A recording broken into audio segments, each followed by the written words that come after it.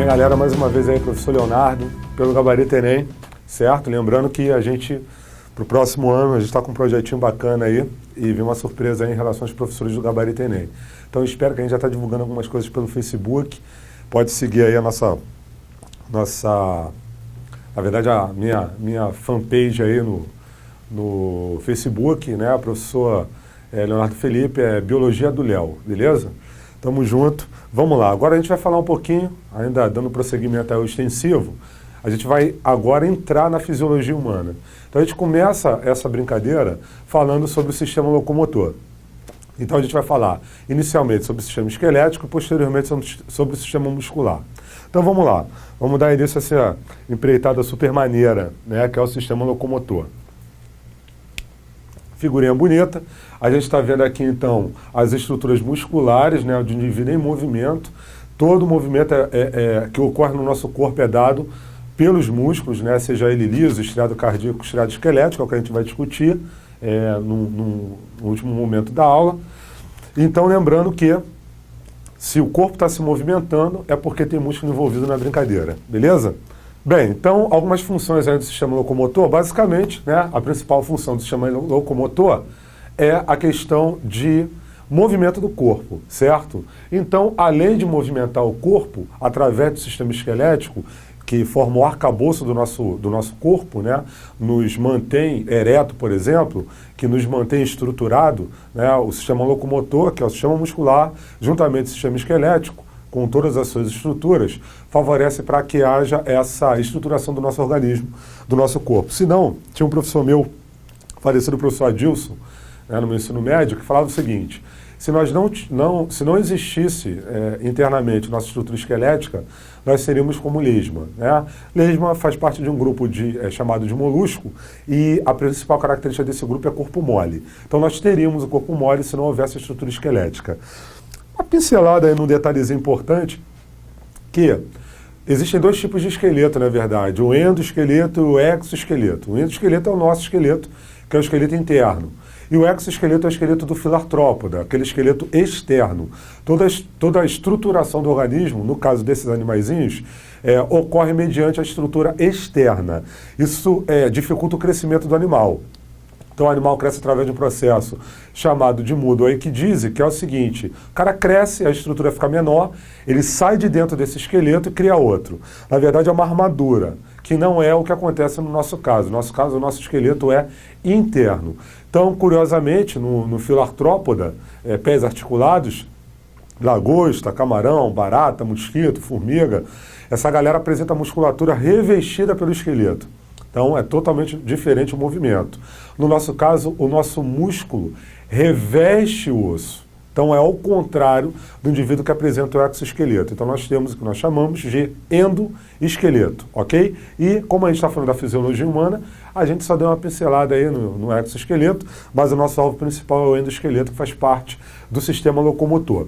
Bem, estruturas: 206 ossos em média, né, porque há uma variação de quantidade de vértebra. No caso, a gente pode apresentar de 4 a 5 vértebras da região coxígena, né, que é a região do cóccix. Então isso varia um pouco de acordo com a idade, de acordo com, por exemplo, a criança mais jovem, o idoso, né? Claro, se o indivíduo sofreu algum tipo de mutilação, isso tudo vai determinar a diminuição da estrutura, do número de ossos que nós temos. Em torno de 206 ossos também varia muito de acordo com a nomenclatura, com a literatura utilizada.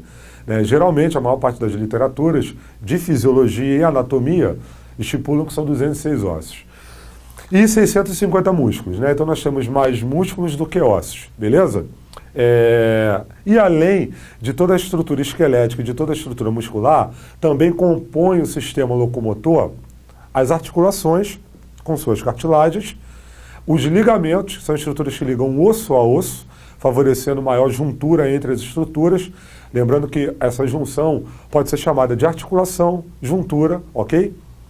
E a gente também vai ter os tendões, que vai conectar músculo a osso. Então, uma ruptura de ligamento não necessariamente vai prejudicar o movimento, que é o que faz o osso movimentar a estrutura muscular.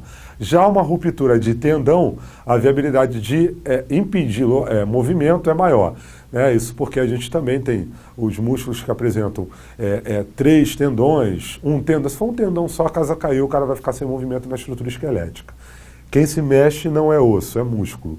E o osso se desloca mediante a movimentação muscular. Beleza? Então, vamos lá, só recapitulando. Função responsável principalmente pela estruturação do corpo e por movimentos. Estrutura: ossos 206, músculos 650, articulações, tendões e ligamentos. Tudo isso junto compõe o que nós chamamos de sistema locomotor.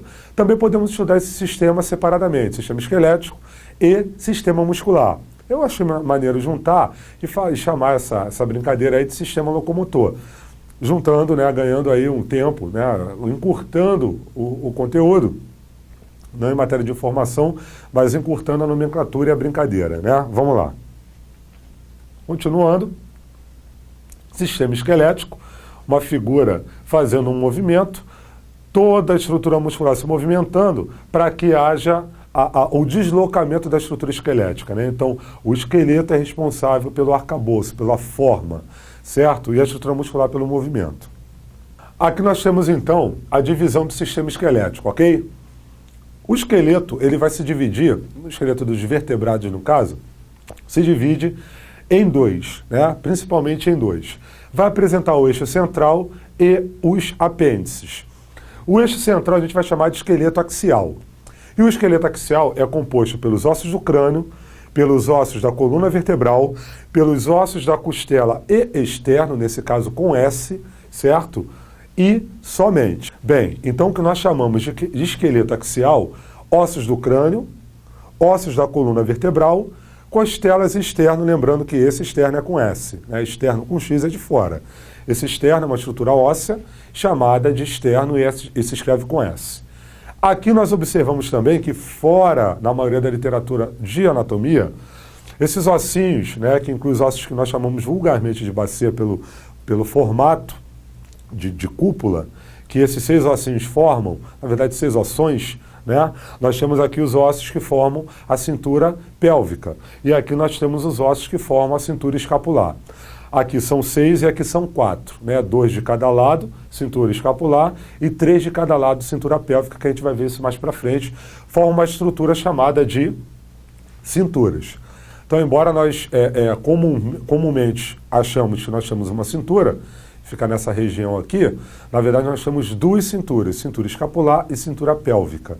E a gente vai ver qual seria a função das cinturas.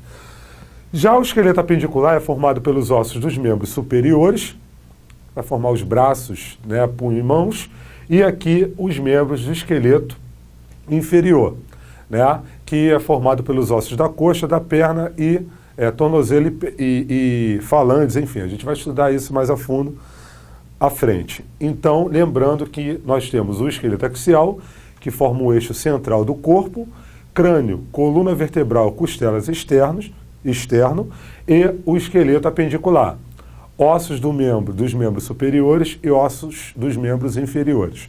Ok? Lembrando que isso forma apêndice, né? Pedúnculo, enfim, estrutura que balança, pêndulo, por isso é chamado de esqueleto apendicular. Bem, então aqui é o nosso subtítulo, divisão esqueleto axial, apendicular e cinturas. E agora a gente vai falar do esqueleto axial. Forma o eixo central do esqueleto, como foi dito, tudo se conecta ao esqueleto central, que é o esqueleto axial. Então, todas as estruturas esqueléticas se conectam à coluna vertebral. Curiosamente, só uma pincelada, o osso vai ter função também de produção de célula sanguínea, que a gente vai ver lá na frente. E tem que ter espaço dentro dessa estrutura esquelética para que haja essa produção de célula sanguínea, um parênquima espaçoso para que haja essa produção, um espaço no caso. E aí essa estrutura óssea ela não vai ser tão resistente. Aí, conforme a gente vai crescendo, o peso da gravidade vai exercendo maior significância na nossa estrutura esquelética, a gente vai ter que transferir a medula óssea vermelha, que é praticamente todos os ossos que é produzido na criança, para estruturas ósseas que não tendem a apresentar grande função de resistência a esse peso da gravidade sobre o nosso corpo. O aluno sempre fala coluna. Cara, a coluna não pode ser uma estrutura frágil. Na verdade, todas as estruturas se conectam direto ou indiretamente a ela. Então, ela tem que ser uma estrutura extremamente resistente. Então, as estruturas que produzem a célula sanguínea são aquelas estruturas que sofrem menos impacto da gravidade. Externo, costelas e porção superior do osso ilíaco, que a gente vai ver mais na frente. Mas esse esqueleto axial, como já foi dito, é formado pelos ossos do crânio, externo, costelas e coluna vertebral. Ok? Continuando. Esqueleto apendicular, formado pelos ossos dos membros superiores e membros inferiores. Até aí, tranquilo, isso já foi falado. Funções do sistema esquelético. Proteção, né? A gente apresenta aí uma estrutura extremamente vital, que é o encéfalo, e ele se acondiciona dentro do crânio. E o crânio é formado por uma estrutura esquelética, justamente para proteger essa estrutura tão importante no nosso funcionamento, que é o encéfalo, cérebro, cerebelo, ponte bulbo. E aí, a estrutura esquelética confere essa proteção. Outra curiosidade, nosso crânio é ovalado, né? Tem uma forma ovoide, e isso é proposital. Certa vez eu vi na televisão os policiais trocando tiro com bandido e o policial tomou um tiro na cabeça. Na verdade, tomou um tiro de cabeça que foi de raspão. Então, se a cabeça do cara fosse quadrada, todo impacto seria muito direto. Então, a possibilidade de que esse projétil venha resvalar na estrutura aumenta quando a estrutura tem essa forma ovoide. Parece mentira, mas alguns anos atrás, uma mulher tomou, mais de 5 tiros a queima-roupa na cabeça. E a mulher não sofreu morte, né, cerebral, porque nenhum projétil entrou. Na verdade, todos os projéteis penetraram o couro cabeludo e, devido a essa forma ovoide, eles resvalaram e ficaram condicionados abaixo do couro cabeludo. Parece mentira, mas a mulher sobreviveu. Retiraram os projéteis todos que estavam abaixo do couro cabeludo da mulher e, devido à forma ovoide da cabeça dessa mulher, né, nenhum projétil penetrou. É claro que há um milagre envolvido na brincadeira, mas deixa isso quieto. Vamos lá. Estruturação do corpo, como já foi dito, é o nosso arcabouço. Faz o nosso corpo ser o que é. Produção de células sanguíneas, medula óssea vermelha. Então, o osso ele vai apresentar 2 tipos de medula, ossos longos. Medula óssea amarela, constituída de gordura, como eu falei. A gente vai crescendo, a estrutura esquelética ela vai sofrendo maior pressão da atmosfera, maior peso atmosférico, e aí a estrutura esquelética tem que se tornar cada vez mais resistente. Nesse caso, para essa resistência aumentar, nossos ossos longos, assim como fêmur, fíbula, tíbia, né, húmero, rádio, apresentam medula óssea amarela, que a gordura é mais compactada. Já o externo, a costela e a porção superior do osso ilíaco, né, desse osso que nós chamamos de bacia, compõe o que nós chamamos de bacia, vai apresentar a medula óssea amarela, porque a crista ilíaca, vou voltar aqui na estrutura esquelética só para a gente poder visualizar. A crista ilíaca, né, não está ligada ao fêmur. Então, pode apresentar uma fragilidade, não precisa ser uma estrutura extremamente resistente. Então, a porção superior do osso ilíaco apresenta essa característica de poder ser mais frágil. Então, aqui eu tenho medula óssea vermelha. É por isso que é coletado num doador, que vai doar medula óssea vermelha para possível transfusão no indivíduo com leucemia, já que a leucemia é o aumento de produção de leucócito, consequentemente diminuição de produção de hemácia. A gente fala que o sangue fica igual à água, mas na verdade é porque está aumentando a produção de célula branca. Aqui eu tenho medula óssea vermelha, e geralmente a coleta é feita aqui. Já a transfusão, o colocar a medula óssea vermelha no indivíduo que recebeu, geralmente é no externo, que é uma outra estrutura esquelética responsável, no caso após os 21 anos, de produção de sangue.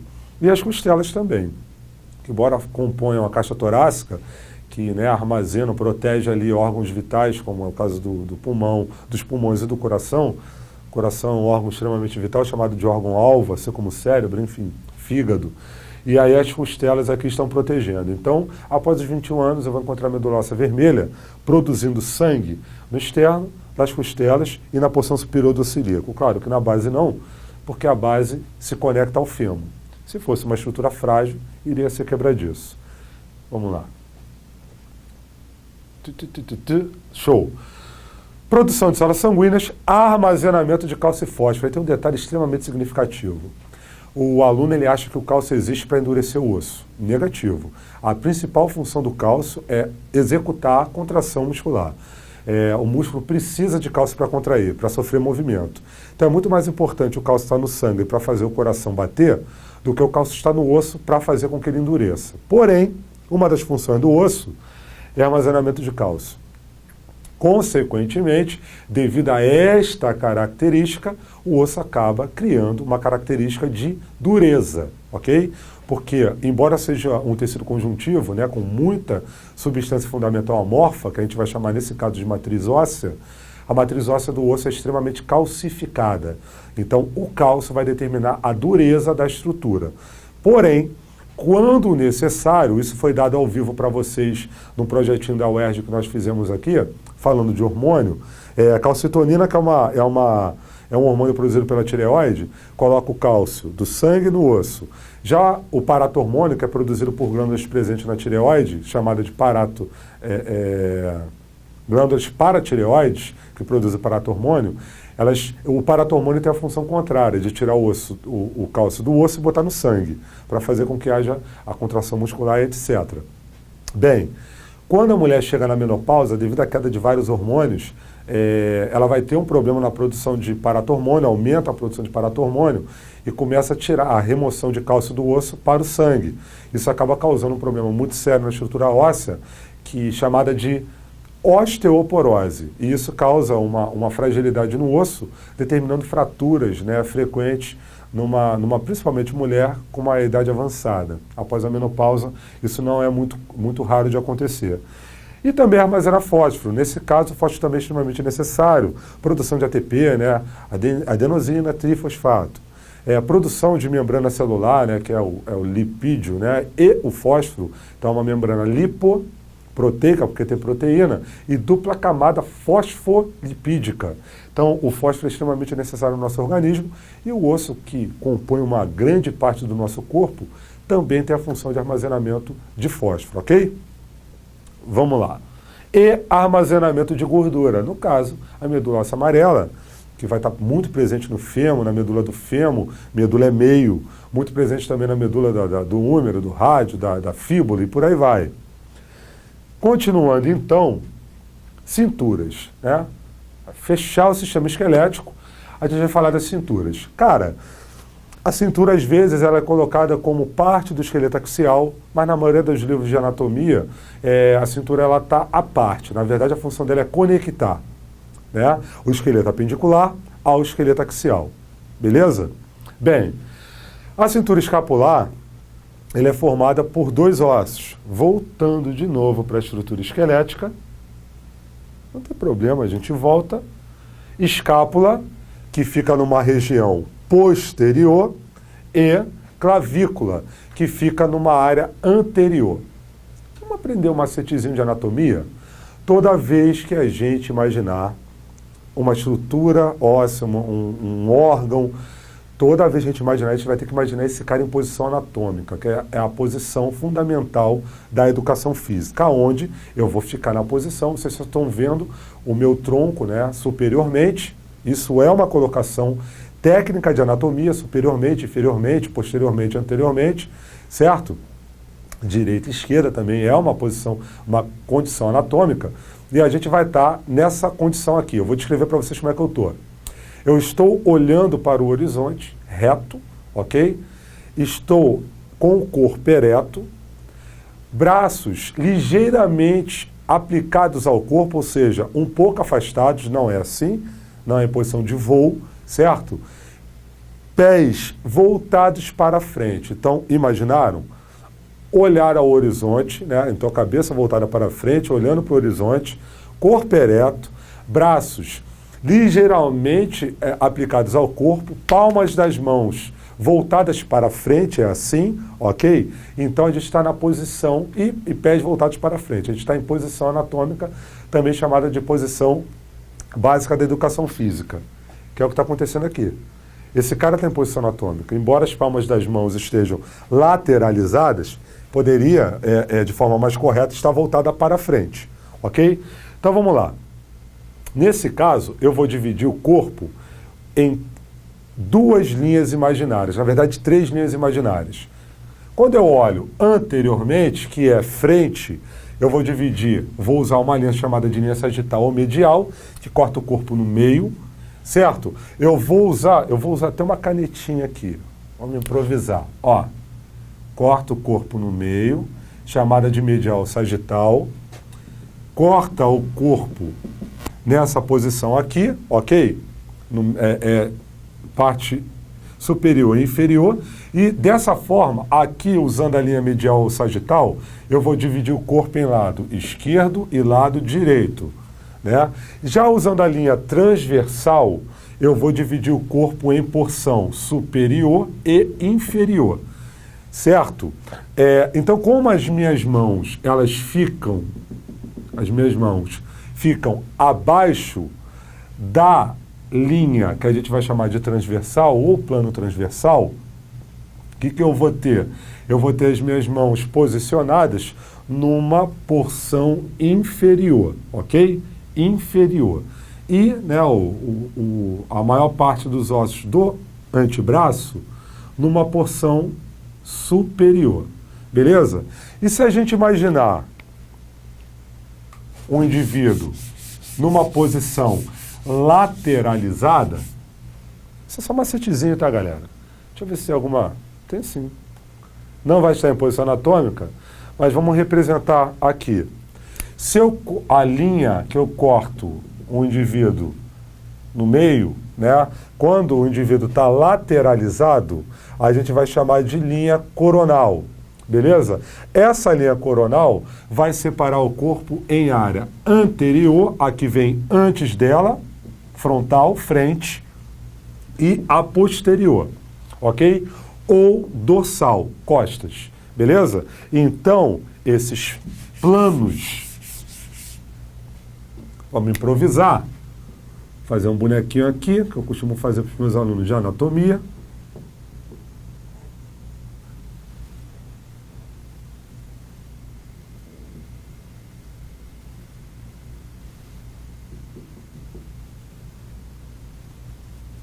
Fica legal, né?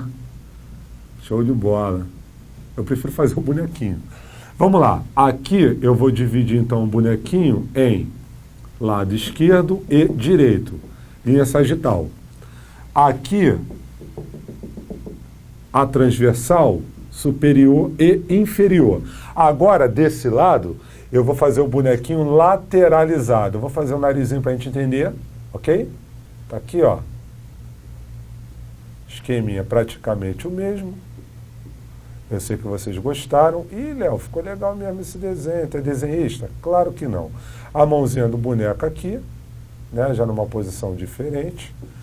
E a linha que vai cortar um indivíduo chamada de coronal, posterior e anterior, também chamada de frontal ou dorsal. Beleza? Então, utilizando essas nomenclaturas anatômicas para posicionar as estruturas do corpo para um estudo universal, certo? A gente vai entender que a escápula, ela fica na região posterior, ou seja, em referência à linha coronal, ela está atrás, na região dorsal. Já a clavícula, que na verdade são duas, então escápulas e clavículas, né? Escápulas posicionadas posteriormente e clavículas anteriormente, elas ficam na frente. Elas se unem e formam o que nós chamamos de cintura escapular. Se eu tiver como referência a linha transversal, tanto clavícula quanto escápula se posicionam superiormente, beleza? Se eu tiver como referência a linha coronal, então, clavícula anterior e escápula posterior, frontal, dorsal. Se eu tiver como referência a linha sagital, eu vou ter clavícula e escápula na posição esquerda e clavícula e escápula na posição direita. Essas estruturas formam o que nós chamamos de cintura escapular. Qual é a função da cintura escapular? Conectar os ossos dos membros superiores, ao esqueleto axial. Então, conectar o esqueleto apendicular superior ao esqueleto axial. E também vamos ter a cintura pélvica, certo? E a cintura pélvica é formada pelos ossos ilho, isquio e pubis. O que é o ilho? O ilho é aquele ossão que forma uma asa, que caracteriza a estrutura como bacia. Esse osso aqui é o ilho. O ilho é o maior osso da cintura. Na frente nós vamos ter um ossinho chamado de pubis, que se você apertar a região pubiana, onde nós encontramos os pelos pubianos, você vai sentir uma estrutura dura. Esse é o osso pubis. Posteriormente, nós vamos ter, a gente sente quando a gente senta, claro, a pessoa que tem a bunda muito grande não sente, mas o indivíduo que tem a bunda pequena, que é o meu caso, quando o cara senta, o cara sente uma estrutura esquelética. Essa estrutura esquelética é formada pelos dois ossos, né, chamados de isquio. Então, formando a cintura escapular, que já fica na porção, parte dela na porção superior, usando como referência a linha transversal, e a maior parte dela na porção inferior, nós vamos ter ilho, pubis e atrás nós vamos ter o isquio. A junção do isquio, do ilho e do pubis forma um duplo forame. Forame quer dizer buraco, que é o maior forame do corpo humano, chamado de forame obturado. Beleza? Isso tudo forma a cintura a cintura pélvica. E a cintura pélvica, então, vai servir para conectar os ossos dos membros inferiores ao esqueleto axial. Beleza, galera? Então, recapitulando, estrutura esquelética, esqueleto axial. Né? A gente vai continuar falando de esqueleto, a aula de esqueleto ainda não acabou. Mas ossos do crânio, ossos da coluna vertebral e costelas e externo também, caiu na minha.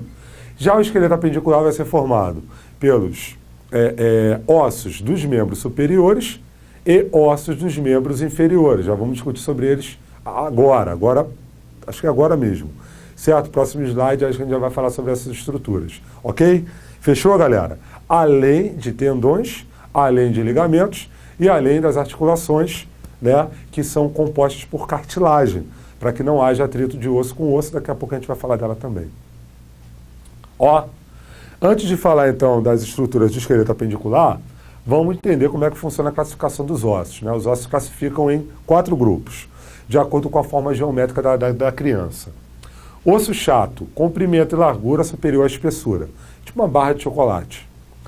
O osso frontal, por exemplo, é um osso chato. Osso longo, comprimento superior à largura e à espessura. Ok? O fêmur é um exemplo de osso longo, que inclusive é o maior osso do corpo humano.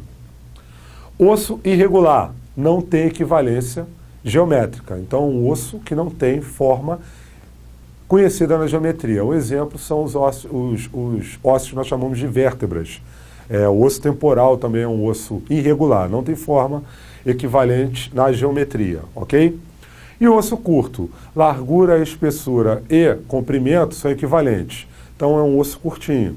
A gente encontra esses ossos aí no carpo, né, que formam os ossos do punho, e no tarso, que formam os ossos do tornozelo. Beleza?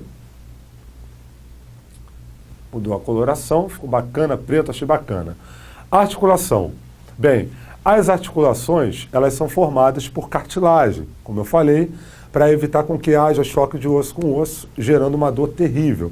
Uma das piores dores que o ser humano pode sentir é na estrutura esquelética. Beleza? Então vamos lá. As cartilagens, elas vão ser classificadas em 3 tipos. Móveis, de artroses, desculpa, cartilagem não. As articulações, vamos lá, vamos voltar então. Bem, galera, então agora nós vamos falar de articulação ou juntura, conexão de osso com osso. Para que não haja um choque de osso com osso, por exemplo, numa cartilagem, numa juntura, numa articulação que se movimenta, né, as articulações vão ser divididas em 3 grupos, com movimento, sem movimento e com movimento parcial. Né?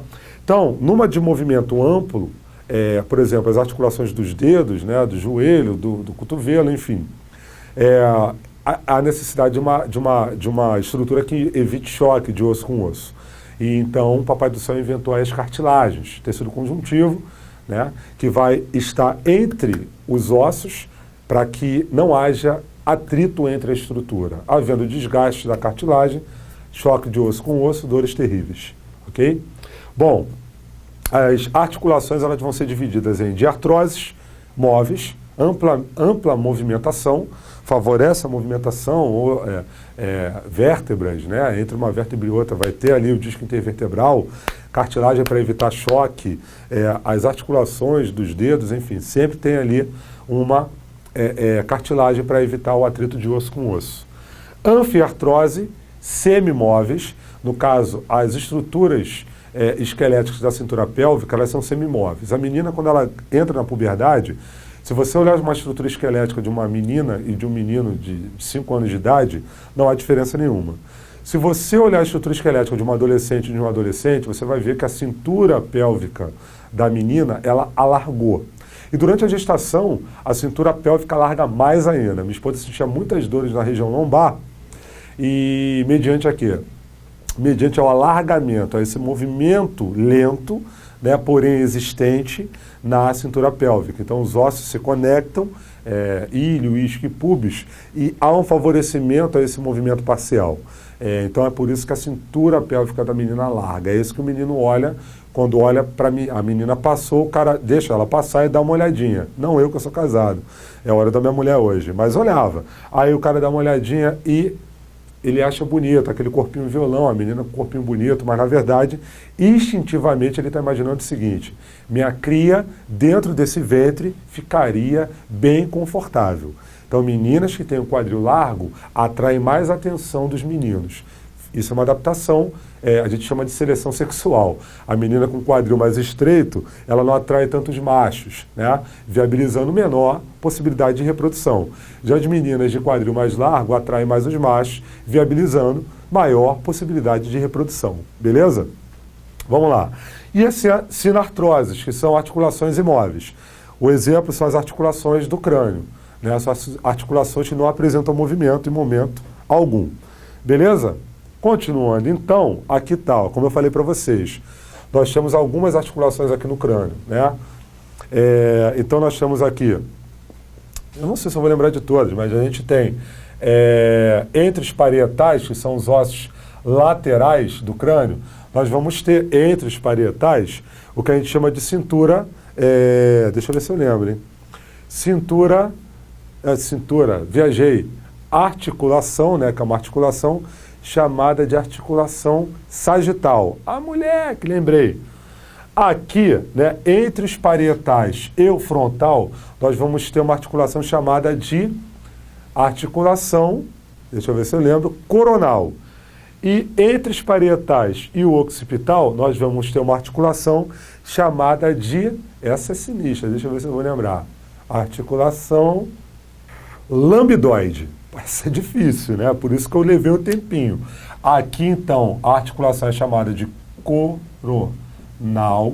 Entre os parietais, aqui eu estou vendo, os parietais, eu vou ter a articulação sagital.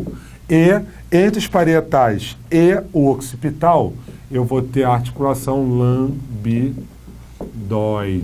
Ok? E essas articulações, elas apresentam até uma função, não é um movimento, mas ao nascer, a criança vai apresentar um espaço grande, principalmente entre a articulação dos parietais com o frontal, certo? Mas também vai apresentar um espaçamento entre os parietais e o occipital.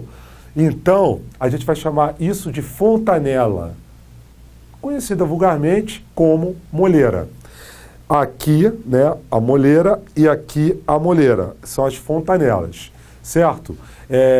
Bragmática e a outra fontanela. Eu não vou lembrar o nome de hipótese alguma, já lembrei aqui do lambidoide. Então, a fontanela bragmática e a outra eu esqueci. Mas o importante é a bragmática. A bragmática é a maior, que fica entre os parietais e o frontal. e é isso que faz a moleira, né, e tal. Na verdade, é cartilagem que vai sofrendo ossificação, então isso vai com o tempo fechar. Então toda a estrutura vai ficar extremamente rígida. Não há movimento de osso, não é igual movimento de placa tectônica. Na verdade, é calcificação da estrutura. Então essas fontanelas elas vão diminuir o tamanho, até sumirem completamente, até a juntura estar completamente fechada. Certo? É claro que nesse momento há uma fragilidade na estrutura. Por quê? Qualquer tipo de elemento perfurante pode condicionar com que haja o alcance ao sistema nervoso. Isso pode causar até a morte do neném. E para que essa estrutura existe? Para que as fontanelas? Porque a moleira existe para facilitar a saída do neném durante o parto normal. Então, fazendo com que haja, mesmo que leve movimento, mas haja uma possibilidade de movimento na estrutura esquelética do crânio da criança, viabilizando facilidade no sair. Que a criança sai inicialmente pela cabeça, daí o termo coroa. A criança coroa quando ela encaixa no finalzinho da pelve da mãe para que ela possa sair. Então, as fontanelas servem para viabilizar um movimento mesmo que sutil, para a facilitação da saída da criança, ok? Bem, e aqui alguns nomes das estruturas do esqueleto craniano. Então, aqui estão as estruturas esqueléticas do crânio, ok? Responsável por armazenamento do encéfalo, certo? Que é essa região do crânio aqui, e a visceral, que são os ossos da face. Então, alguns ossos da face, né, os nasais, lacrimais, zigomático, que é esse ossinho aqui, né? A curiosidade, maxilares, são dois. Isso não é maxilar é um osso único. Maxilares é essa região de cima, que é o que está em verde aqui, beleza? Essa estrutura aqui é única, é chamada de mandíbula, a gente confunde muito isso. Esse é o osso frontal, ossos parietais, ossos temporais, são dois também, né? Essa região aqui, o occipital, que formam parte do neurocrânio. Então o crânio vai se dividir em neurocrânio, que guarda o encéfalo, e víscerocrânio, que são os ossos da face. Essa região, formando o arcabouço, né? Formando o assoalho do crânio, do neurocrânio, a gente encontra o esfenoide. Bem, então nós podemos ver aqui que formando o assoalho do crânio, nós vamos ter dois ossinhos aí, mas formando a base do crânio, que é o etimoide e o esfenoide, que são ossos, né, que formam o assoalho do crânio, comportam o encéfalo. Então o cérebro repousa sobre esses ossos, ok? E aí é mais internamente. Para ver esse osso legal, só tirando a cúpula do crânio, chamada de calvária ou cúpula craniana. E aí, tirando o cérebro, a gente vai ver que a base do neurocrânio é formada pelo etimoide, pelo esfenoide e também pelo occipital. Beleza, galera? Então, continuando, falando de esqueleto, né? Agora os ossos da coluna vertebral, certo? Vamos lá. Então a coluna vertebral vai ter uma função vital, que é de proteger a medula espinal ou espinhal. A nomenclatura mais utilizada atualmente é espinal. Beleza? Então nós vamos ter ossos da região, a coluna vertebral vai se dividir em 4 regiões. 1, 2, 3, 4, não, Léo, 5. Na verdade, algumas literaturas trabalham com região sacrococcígena, que não é o caso aqui.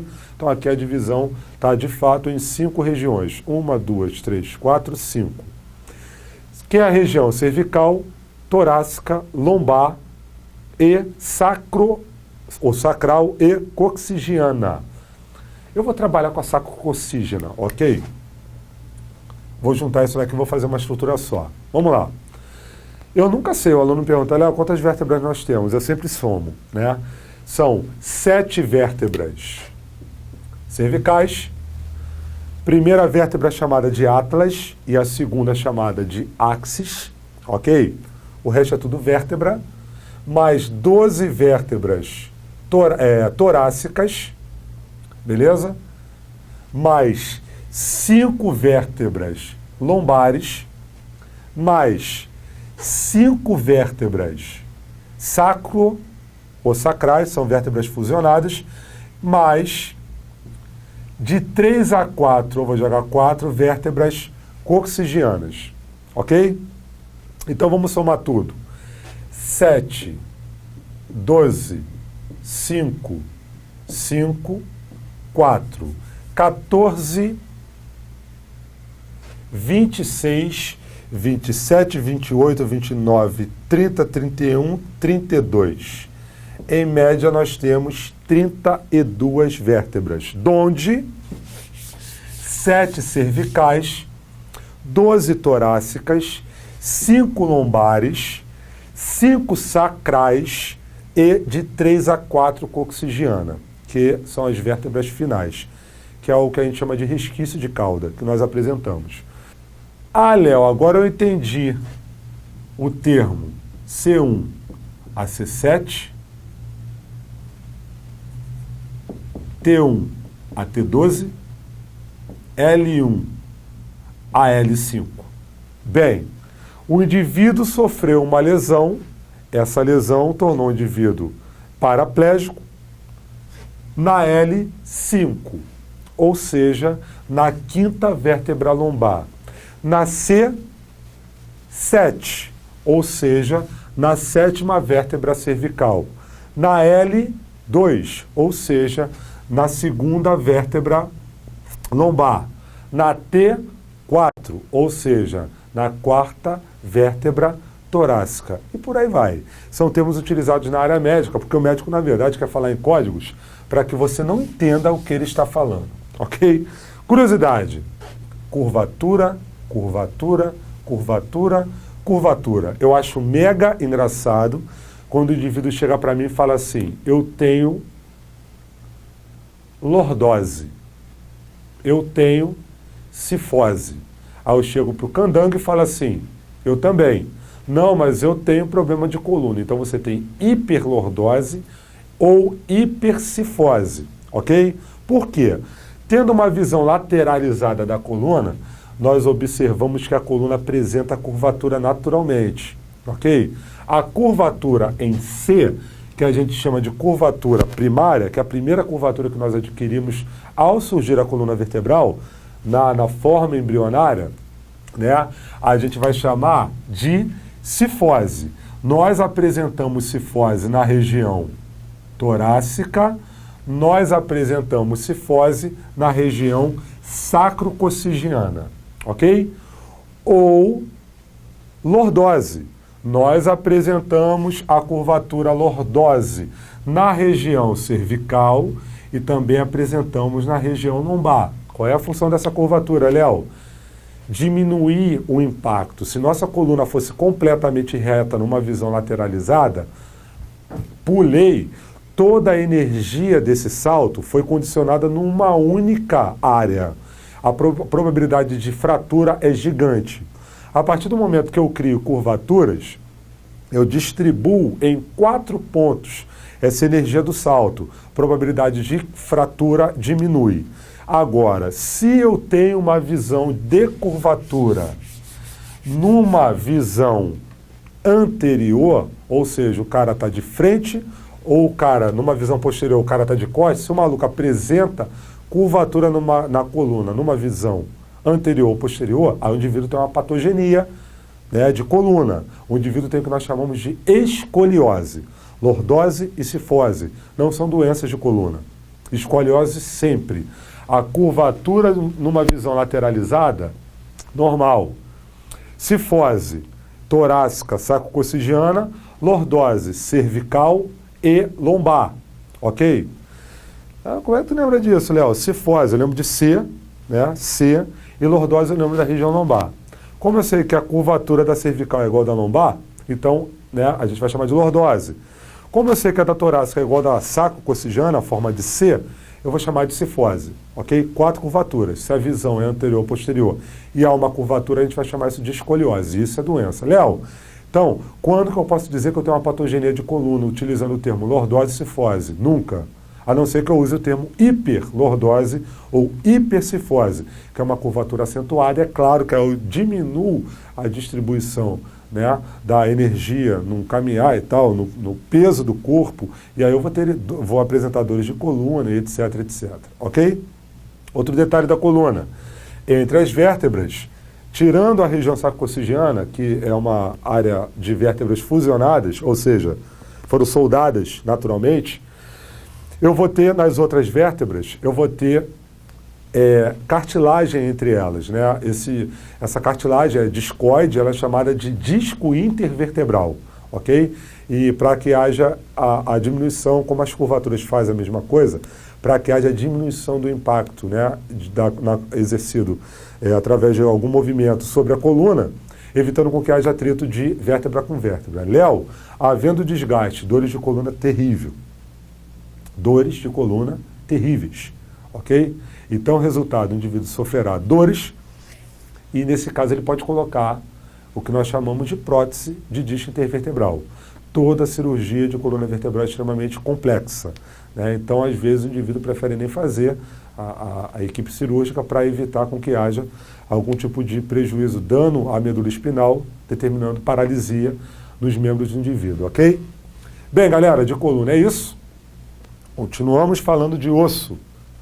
Costelas são 12 pares de costelas, nós temos 24 costelas. São classificadas em 3 grupos, verdadeiras, falsas e flutuantes. Nós temos 7 costelas verdadeiras. Como é que eu defino isso? Elas se conectam ao externo de uma forma direta, ok? Eu tenho 3 pares de costelas falsas. Como que eu diferencio a verdadeira da falsa? Se você olhar, os 3 pares de costelas falsas estão se conectando ao externo através da última costela verdadeira. Então, por isso eu chamo ela de falsa. E os 2 pares de costelas flutuantes não se conectam ao externo. O último par, mediante a extrema necessidade estética, algumas mulheres removem para ficar com a cintura mais acentuada, a cintura fininha. Não é indicado, porque a costela confere produção de sangue e também confere proteção de órgãos que estão inseridos na caixa torácica. Loucura, não faça. E dores terríveis. Algumas mulheres loucas tiram o último par de costela flutuante, ok? Aqui estamos com a cintura escapular, constituída da clavícula e da escápula, beleza? Que também é um osso irregular. Aqui nós temos o esqueleto apendicular superior. Cintura, clavícula e escápula. Nós temos aqui o osso que forma o braço, chamado de húmero, numa posição anatômica, lembrando que a mãozinha está assim, para frente, como está aqui, né? Nós temos o rádio, né? Eu localizo o rádio através do dedão, do polegar, a antena do rádio, então o ossinho mais fino do antebraço. Aqui eu tenho o rádio e aqui eu tenho a ulna, ok? Que é o ossinho que fica lateral ao rádio. Aqui eu tenho os ossos que compõem a mão. Ossos do punho, né, que eu vou chamar de carpo, e falanges. Curiosidade, todas as falanges, né, são 1, 2, 3, falange proximal, medial e distal. Proximal, medial e distal. Proximal, medial e distal. Proximal, medial e distal, e no polegar. Proximal e distal. O polegar ele só tem 2 falanges. Os outros dedos apresentam 3. Esse dedo aqui é um sinal de evolução, é chamado de dedo opositor, ou oponível. Ele se opõe aos outros 4 dedos. O surgimento dessa estrutura me confere a possibilidade de segurar.